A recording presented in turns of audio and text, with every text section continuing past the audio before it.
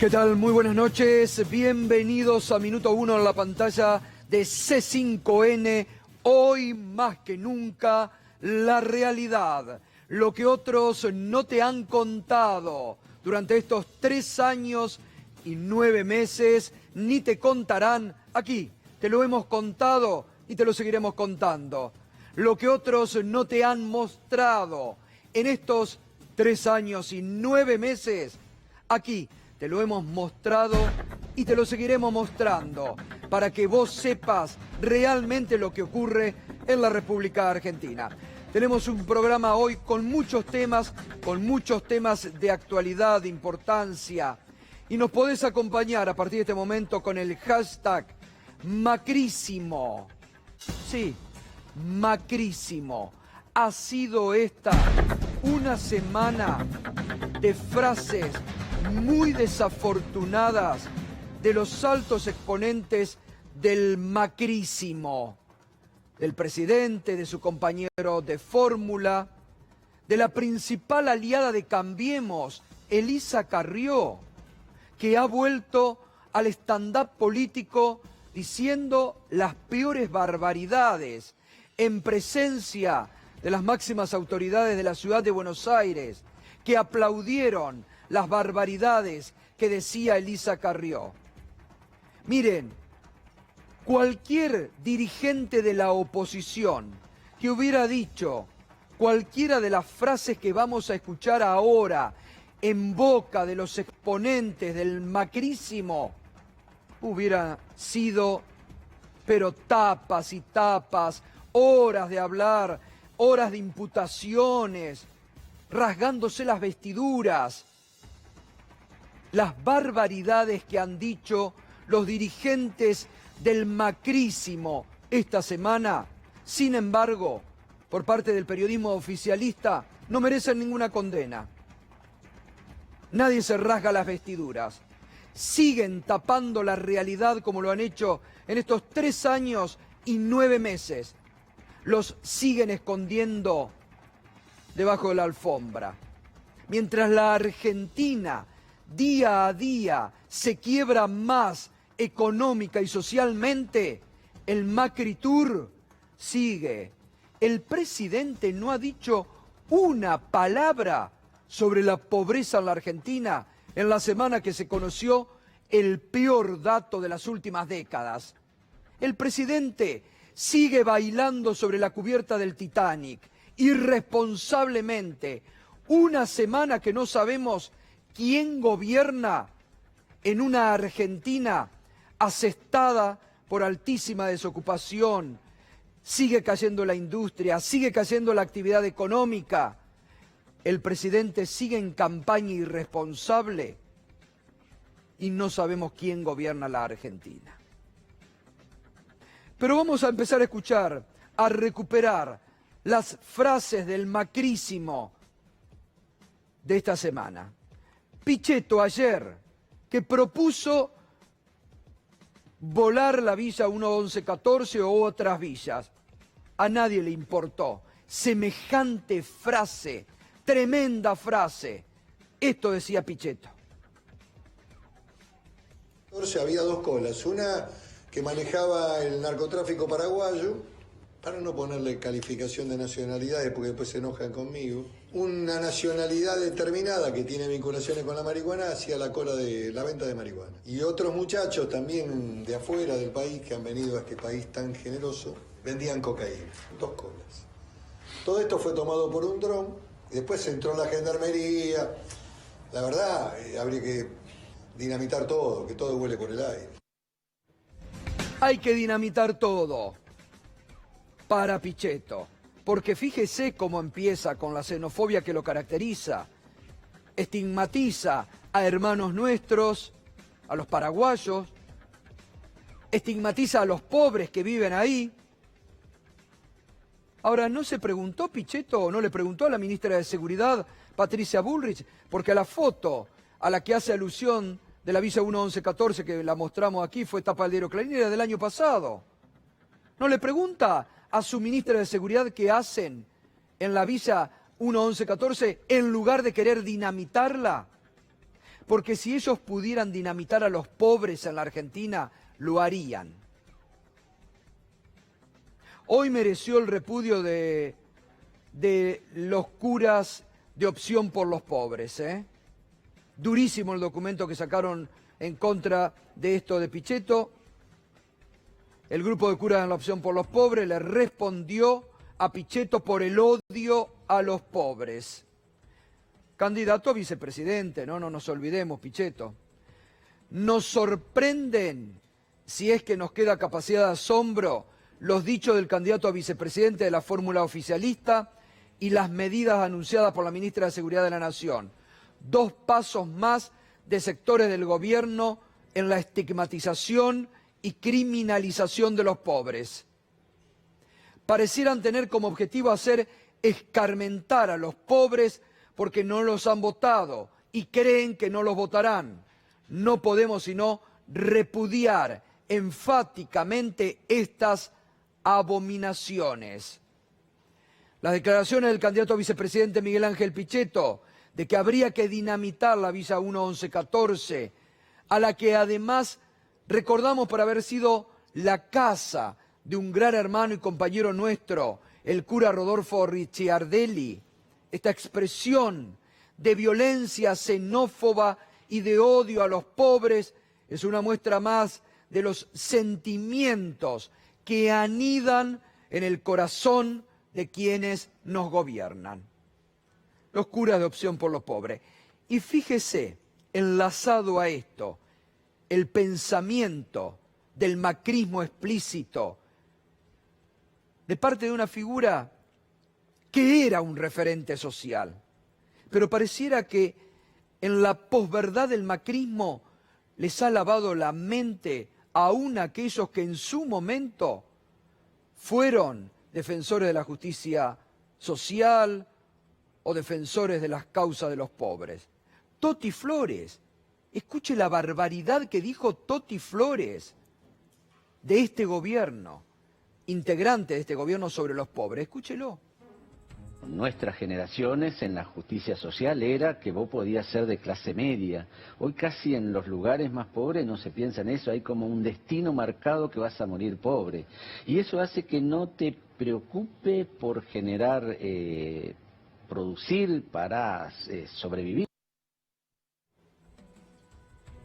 Lo escuchó, ¿no? El que es pobre no tiene futuro, es pobre. Según Toti Flori, seguirá siendo pobre. Y alguna de las periodistas que estaba allí en la mesa lanzó la idea de que habría que controlar los nacimientos para que no haya más pobreza y para que no haya más pobres. Ese es el pensamiento de clase que tiene este gobierno y quienes han acompañado a este gobierno. Dicen las peores barbaridades, se ríen, estigmatizan, se burlan de los pobres. Escúchelo de nuevo, porque está en el pensamiento de Cambiemos. Nuestras generaciones en la justicia social era que vos podías ser de clase media. Hoy casi en los lugares más pobres no se piensa en eso, hay como un destino marcado que vas a morir pobre. Y eso hace que no te preocupe por generar, producir para sobrevivir. Bueno, así es el pensamiento. Y no nos olvidemos de Elisa Carrió, que los mandó a que vayan a la iglesia a quejarse a los pobres. Lo que digo es sí, somos pobres, pero tenemos que ser dignos. Yo hoy le dije a una señora que trabaja conmigo, que se queja todo el día, le dije, andate a la iglesia y pedí perdón, porque uno no se puede quejar todo el día. Y en toda esta semana, donde reiteramos, se dio a conocer el índice de pobreza más alto de la gestión de Macri, 35,4, que va a dejar Macri 40%, como está diciendo el Observatorio Social de la UCA, a fin de año de pobres, cuando la economía sigue cayendo, como ayer lo mostrábamos, cuando se proyecta que para el fin de mandato de Macri la economía haya caído este año 3%, Macri sigue en el Macri Tour. No hizo ninguna referencia a la pobreza en la Argentina, porque recordemos que él había dicho, júzguenme por los datos de mi gobierno de pobreza. Si no lo solucioné hubiera fracasado. Fracasó, pero no se da por aludido de las cifras de pobreza, de indigencia que va a haber en la Argentina. Pero sí tiene tiempo para hablar del superclásico. Mire si no es burlarse de todos nosotros de lo que habla el presidente de la Nación. Entiendo el malestar, no llegar a fin de mes y que se te repita y sacar esto y cortar lo otro y pagar con la tarjeta y no volver a llegar.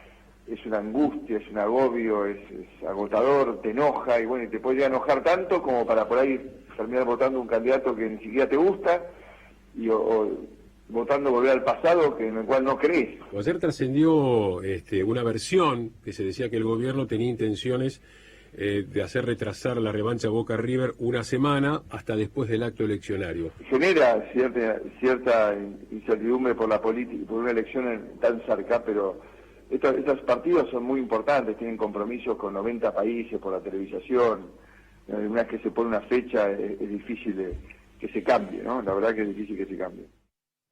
Bueno, también para Macri el superclásico puede generar incertidumbre política, ¿no? La mezcla de la pobreza, ni hablemos, ¿no? Y hablábamos recién, ¿no? El stand-up volvió de Carrió. La verdad, cuesta creer, ya a esta altura, las cosas que dice Elisa Carrió. Pero la interna del gobierno, prácticamente en disolución, el frente del gobierno Juntos por el Cambio, donde cada uno ya hace lo que quiere, donde los radicales empiezan a abrirse, donde hemos visto cómo los candidatos a intendente en la provincia de Buenos Aires ya reniegan de Macri y de Vidal, no los conocen, se presentan en soledad, se presentan como candidatos vecinalistas, es el sálvese quien pueda en el gobierno y es el sálvese quien pueda también en la alianza gobernante. Y en esto ha sido muy dura Elisa Carrió, desnudando la interna de Cambiemos y hablando muy duro contra una de las figuras más racionales que tiene este gobierno y que ha tenido en algunas ocasiones la racionalidad de poner paño frío ante situaciones de realmente desencadenantes de cualquier conflicto a través de las palabras que decían algunos de los integrantes de este gobierno, que es Rogelio Frigerio. Muy dura Carrió contra el ministro del Interior de Macri. Escúchela. Fíjense lo que hace el gobierno nacional, yo no lo entendía por qué. Porque Frigerio esconde muchas cosas, total, a mí que me importa Frigerio. Y además nos entregó en toda la nación, así que no me importa. Porque hizo de candidatos a los candidatos del PJ candidatos del gobierno. Y todos los gobernadores convencieron a sus pueblos, con ayuda de algunos de Cambiemos, que esas obras no eran de Cambiemos, que eran del PJ. Que se hagan cargo de la entrega que hicieron de esta coalición. Algunos me miran espantados, no me preocupa. Yo no estoy en la elección. ¿Pueden decir que estoy incorrecta? Sí, digo la verdad. Que se vayan todas. ¿Cómo? ¿Que se vayan todo a qué, dijo? ¿Dijo eso? ¿Dijo eso? A ver, escuchemos de nuevo, por favor. Fíjense lo que hace el gobierno nacional, yo no lo entendía por qué. Porque Frigerio esconde muchas cosas, total, a mí que me importa Frigerio. Y además nos entregó en toda la nación, así que no me importa. Porque hizo de candidatos a los candidatos del PJ candidatos del gobierno. Y todos los gobernadores convencieron a sus pueblos, con ayuda de algunos de Cambiemos, que esas obras no eran de Cambiemos, que eran del PJ. Que se hagan cargo de la entrega que hicieron de esta coalición. Algunos me miran espantados, no me preocupa. Yo no estoy en la elección. ¿Pueden decir que estoy incorrecta? Sí, digo la verdad. Que se vayan todas. Increíble. Pero aparte es un acto organizado de Juntos por el Cambio en la capital federal. Carrió hablando en contra del ministro del Interior del gobierno de Macri, en presencia de Horacio Rodríguez Larreta, de Diego Santilli, de los referentes, que se vayan toda la mierda, le dice ahí en la cara. Carrió demostrando el grado de descomposición que tiene el gobierno y la alianza gobernante. Y le preguntaron sobre esto a Macri, sobre las acusaciones duras, graves, porque dice, lo culpa a Frigerio, dice, nos entregó a todos. ¿Cómo? ¿De qué forma? ¿Por qué? Le preguntaron a Macri y mire lo que respondió. Yo con Spinetta nunca me he llevado mejor que ahora. Pero ¿Cómo será cuando se llevaba peor? No, bueno, pero eso no significa que tengamos las mismas opiniones sobre todos los temas. Ella tiene una visión que, bueno, yo confío en Rogelio, todo lo que Rogelio ha hecho ha sido bajo mi conducción y liderazgo, con lo cual estoy tranquilo. ¿Por qué dice que entregó a Juntos por el Cambio en todo el país? Bueno, debería preguntárselo a ella. Tibia la respuesta del presidente. Tibia la respuesta del presidente porque en el gobierno le tienen terror a Carrió. Tibia la defensa del presidente para su ministro del Interior. Porque en el gobierno le tienen, y en Cambiemos le tienen terror a Carrió. Pero no se quedó ahí, ¿eh? Siguió diciendo barbaridades. Escúchela. 6. Nosotros vamos a decir ganamos. Que no sabemos si ganamos. ¿Está? O sea, se sale con la certeza de la victoria en todo el país y también en provincia de Buenos Aires. Bueno, ahí dice Carrió, no nos importa el resultado. A las 6 de la tarde nosotros tenemos que decir ganamos. ¿Escuchó, no? Dijo, no nos importa el resultado. A las 6 de la tarde del 27 de octubre nosotros tenemos que decir ganamos.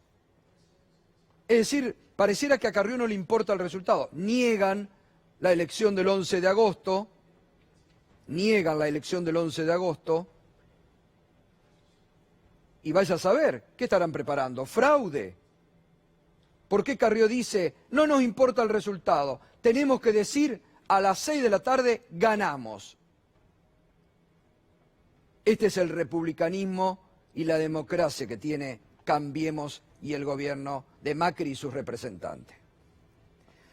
Muy bien, el candidato presidencial Alberto Fernández sigue la recorrida, en este caso, en la provincia de Buenos Aires, y hoy sumó en la recorrida por Chivilcoy, Chacabuco y otras localidades a sección electoral al ex ministro de Transporte, Florencio Randazzo.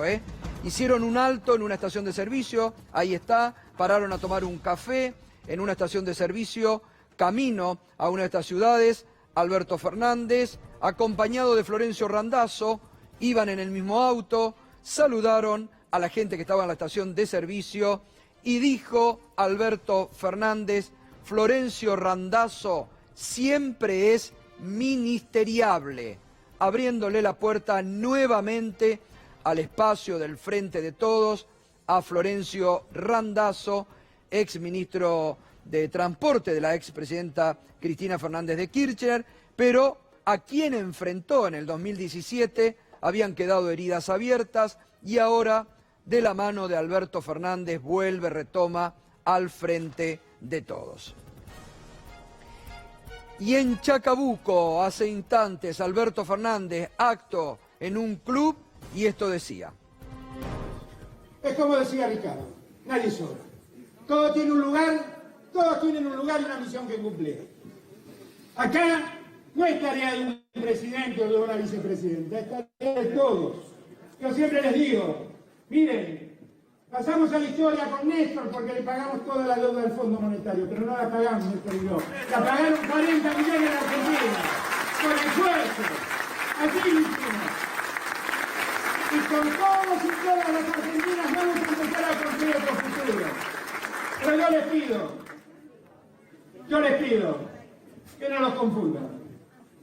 Miren, nosotros necesitamos que en cada lugar de Argentina gobiernen los que queremos ese país. En los últimos tiempos, los que apoyaron todas estas políticas se desentienden de estas políticas y parece que de la noche a la mañana pasaron por un Jordán y pretenden que todos nos olvidemos de lo que hicieron, lo que apoyaron, lo que acompañaron.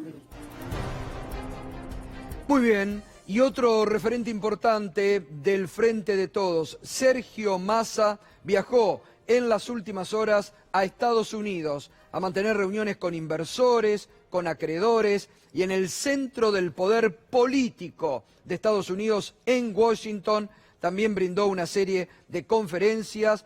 Allí se le consultó sobre YPF, sobre el futuro de YPF. Y fíjese lo que respondió Sergio Massa. Yo la verdad es que creo que el presidente de YPF lo va a elegir el presidente Fernández y que en todo caso sí tengo críticas para la actual gestión que se dedicó a invertir en empresas de fabricación de monopatines en lugar de perforar petróleo, cuando YPF es una petrolera. Bueno, fue muy llamativo lo que dijo Sergio Massa, ¿no? Recordemos que por primera vez YPF está dando pérdidas bajo la gestión de Mauricio Macri. Y llamó mucho la atención lo que dijo Massa. En vez de dedicarse a explorar nuevos pozos petroleros, se dedica a fábrica de monopatines. Me sorprendió, yo no lo conocía, pero Fernando Alonso estuvo averiguando. ¿Cómo te va, Fernando? Buenas noches. ¿Qué tal, Gustavo? Buenas noches. Sí, lo que pasa es que YPF ha creado estas empresas que se dedican a los capitales semilla, que invierten en proyectos pensando que algún momento puede ser una gran idea, puede convertirse en un gran negocio.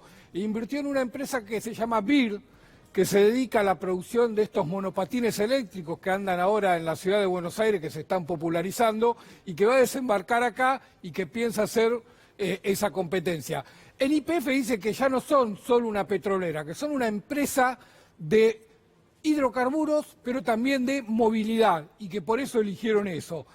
Llevan invertidos en dos empresas este fondo. Una es esta BIR de monopatines, la otra tiene que ver con la energía solar. Así que ellos dicen que son inversiones menores, que a lo sumo pueden poner hasta 4 millones por año en uno de los proyectos, que todavía no llegaron a invertir esa suma, pero bueno, eso es lo que está haciendo la empresa ahora en este momento. Llamativo realmente, es llamativo, y esta revelación que hace Massa, ¿no? Pero también allí en Washington cruzó muy duro y muy fuerte en el corazón del poder político y económico al Fondo Monetario Internacional. Duro con el Fondo Sergio Massa. Creemos que es importante que en este tiempo en el que termina un gobierno que ha fracasado en su programa con el fondo, que ha debido revisar 4 veces su acuerdo con el fondo por incumplimientos, sí creemos que es importante lograr que el Fondo Monetario entienda y asuma la responsabilidad de su fracaso en el programa o acuerdo que construyó con la Argentina y en la necesidad de pensar que Argentina necesita crecer y necesita ser acompañado en el crecimiento. Bien, allí estaba Sergio Massa, muy duro, en la misma línea que Alberto Fernández, pero en Washington contra el Fondo Monetario Internacional y lo que debe ser, a partir del nuevo gobierno, la relación entre Argentina y el fondo. Muy bien, hoy la Cámara Federal concedió la excarcelación a los dueños de este canal, a Cristóbal López y Fabián de Sousa, injustamente presos por una decisión del juez Ercolini, pero por una decisión política de Mauricio Macri en el contexto de un plan de persecución contra el Grupo Indalo, contra C5N y Radio 10, que por una orden de Macri fueron a parar injustamente a prisión. Hoy la Cámara Federal, después de 2 años, le concedió la excarcelación a Cristóbal López y Fabián de Sousa. Irina Hauser, buenas noches. Buenas noches, Gustavo. La decisión de hoy de la Cámara Federal, con los votos de los jueces Leopoldo Bruglia y Pablo Bertuzzi, lo que hace es conceder la excarcelación en la causa de los cuadernos y en una causa derivada por lavado de dinero, porque lo que sucedía es que en esta causa que vos mencionabas a cargo de Ercolini, que es la que está en juicio oral actualmente, ya habían obtenido la excarcelación. Era el juez Claudio Bonadío el que mantenía esa situación. Y finalmente, además, fue Claudio Bonadío quien tuvo que fijar la caución. ¿Sabés cuál es la caución que estableció? 60 millones de pesos. Esto a pesar de que la Cámara ya tiene dicho que la caución no debería ser un obstáculo para la libertad. Hay que recordar Bonadío que ellos... Bonadío se ha caracterizado por poner, justamente parecía como un elemento más de persecución, como para evitar que salgan en libertad, suele poner este tipo de fianzas prácticamente impagables, ¿no? Sí, a personas que además tienen todos sus bienes embargados. Entonces eso es lo que hace imposible el pago. Evaluarán ahora igualmente con sus abogados si es que apelan el monto o si presentan un seguro de caución. También pueden hacer las dos cosas. Bueno, pero es inevitable a esta altura hacer una lectura política de todo lo que ha ocurrido en esta causa, ¿no? 2 años detenidos, y recordemos lo que había dicho el propio presidente Mauricio Macri en 2018 cuando obtuvieron aquella primera excarcelación, ¿te acordás? Sí. No era lo acordado. No era lo acordado. Y finalmente, la suerte de aquellos camaristas que habían concedido la excarcelación, uno se tuvo que ir, Jorge Ballestero, y el otro se tuvo que ir de Comodoro Pi, Eduardo Fara. Hoy, finalmente, la excarcelación está concedida en un nuevo escenario, como todos sabemos, pero además los camaristas reconocen que no hay ninguna razón para suponer que van a obstaculizar la investigación o que se van a fugar, sobre todo en una causa como la de los cuadernos, donde la investigación ya está terminada. Este es el criterio que vienen marcando en sus nuevas resoluciones. Es el nuevo criterio de la Cámara Federal con el que empezó a dejar en libertad a varios de los empresarios detenidos. Bien, los mismos jueces que los mandaron a prisión son ahora los que revén con los nuevos tiempos políticos la persecución que utilizaron con estas prisiones preventivas.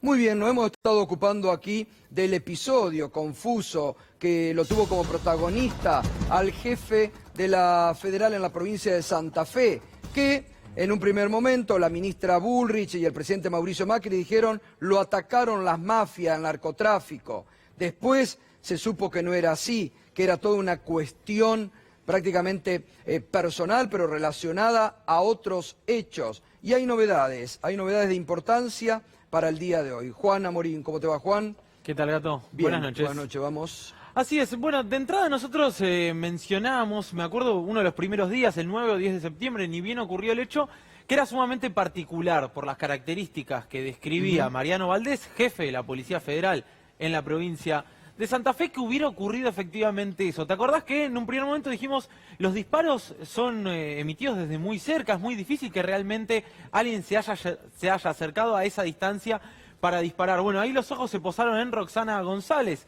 la que iba como acompañante, una suboficial. Recordemos, vamos al principio. 9 de septiembre, autopista Buenos Aires-Rosario, Valdés y su acompañante frenan supuestamente un costado de la ruta para descargar la yerba del mate y renovar el mate. De la nada se para una camioneta y empieza a los tiros. ¿Qué dice la ministra Bullrich automáticamente y posteriormente el presidente Mauricio Macri? Ataque de las mafias del narco por la lucha que nosotros venimos librando contra la droga. Pero después las pericias empezaron a demostrar otra cosa, que los disparos que tenía Valdés, a quien vemos aquí bajando de la estación de servicios posteriormente al enfrentamiento, decían que el disparo había sido efectuado desde adentro del auto. Fueron a preguntarle a la suboficial González, en un primer momento mantiene el relato. Después González aparentemente se quiebra y empieza a contar que estaba siendo presionada. Las pericias empiezan a determinar otra cosa, el relato no coincide. Y hay un dato de relevancia que vos lo marcaste la última vez que repasamos este caso, el bolso.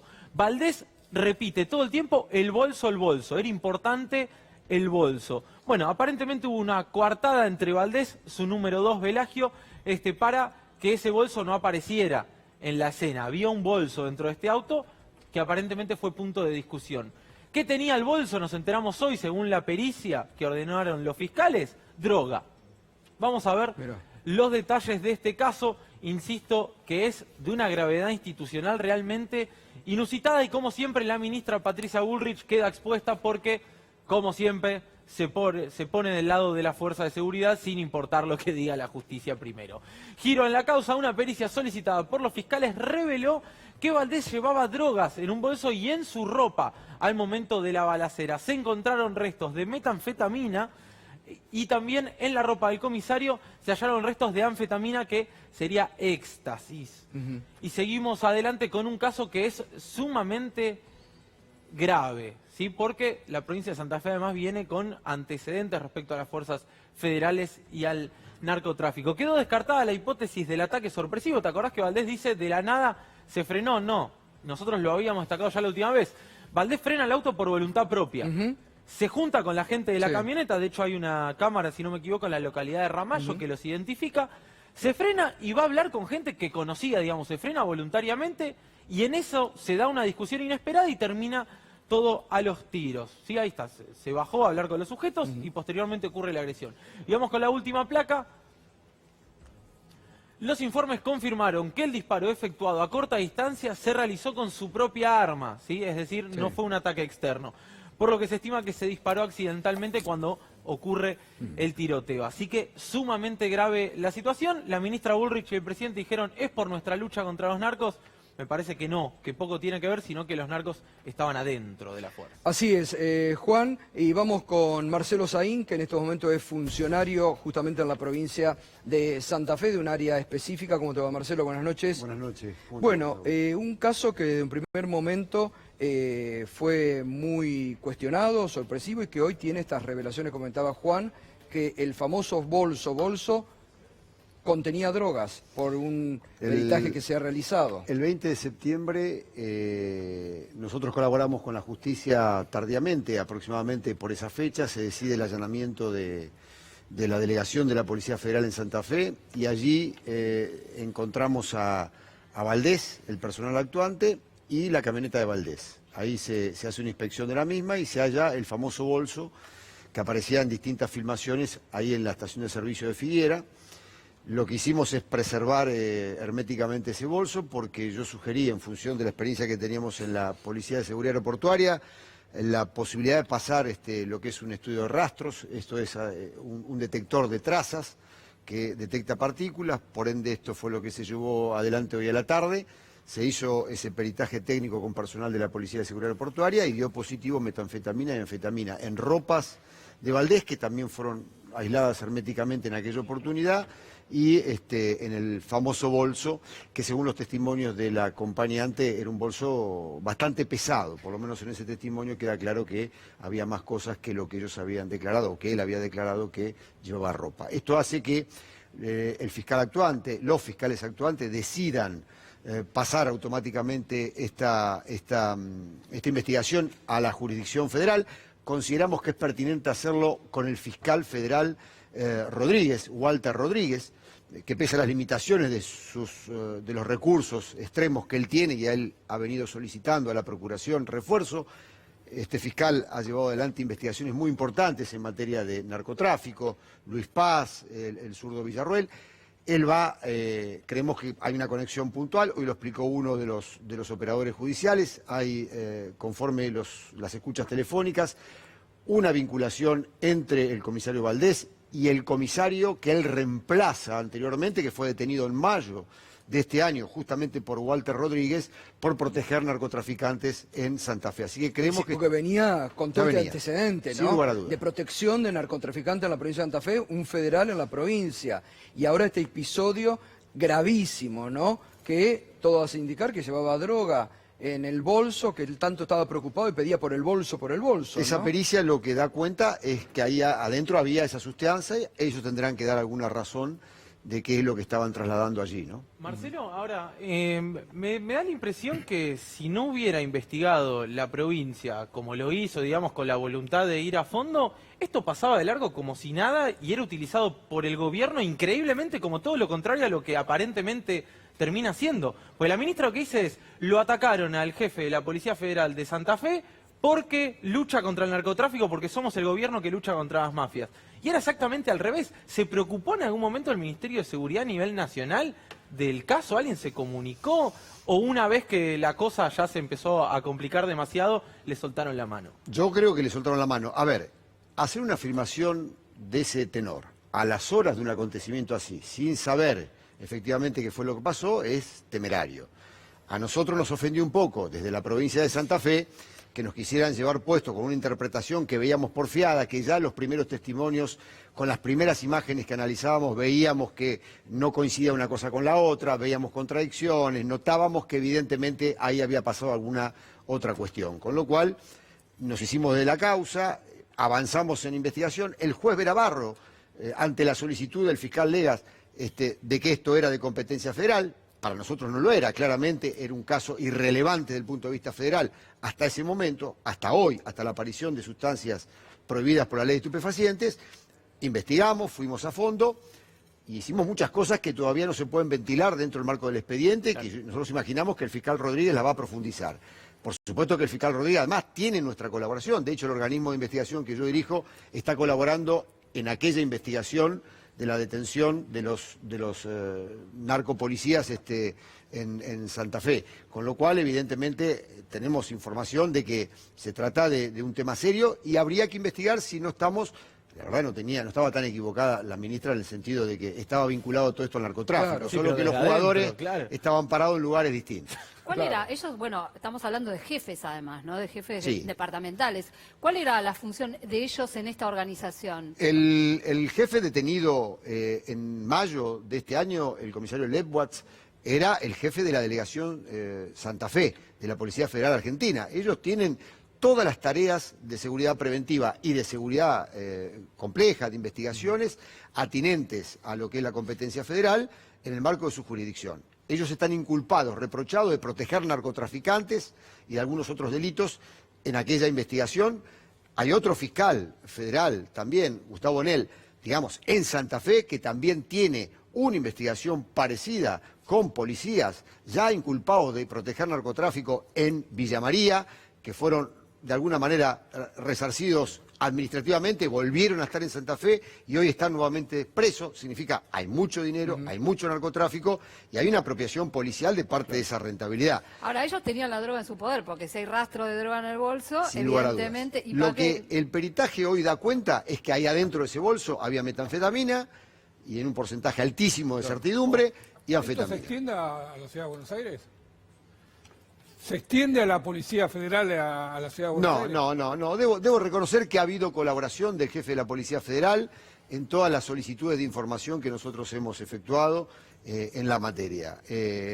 Me parece que hay una actitud completamente distinta en la conducción de la Policía Federal respecto a este grupo que operaba, yo diría, entre Santa Fe y el norte de la provincia de Buenos Aires. Porque en la escena del crimen, en esas imágenes que están allí, hubo presencia de muchos jefes policiales que se movían y tenían destinos en aquella región y también se está investigando todo eso. Bien. Marcelo, muchas gracias como siempre. No, por favor. Muchas gracias. Marcelo Saín y este tema que vamos a seguir.